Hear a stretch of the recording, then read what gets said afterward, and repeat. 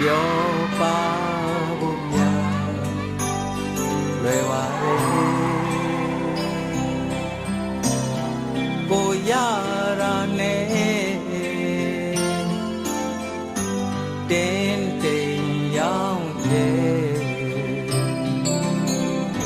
စားချိန်မှာဝင်စားမယ်အိတ်ချိန်မှာဝင်အိမ်မယ်အပူပင်ကင်းနဲ့ကလေးလေးဘဝသာတခါပြန်ပြီးရခြင်းသေးတယ်အပြစ်မသိသေးတဲ့ကလေးလေးဘဝကိုတခါပြန်ပြီးရောက်ခြင်းသေးတယ်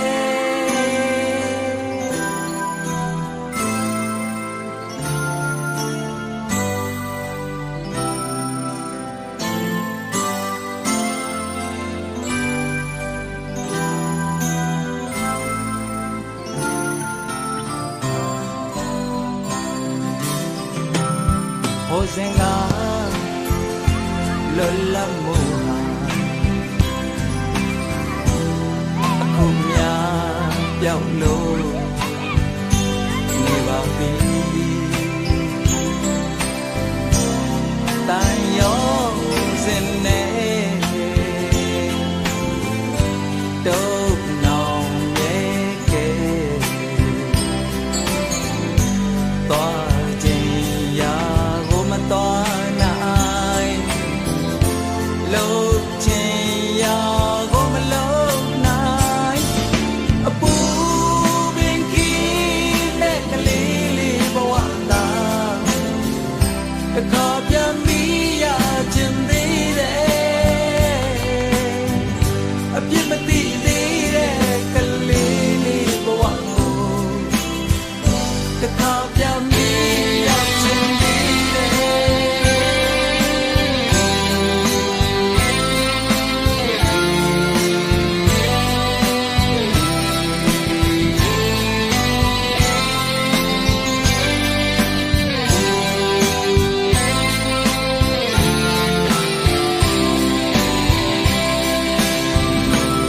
ချစ်စနေ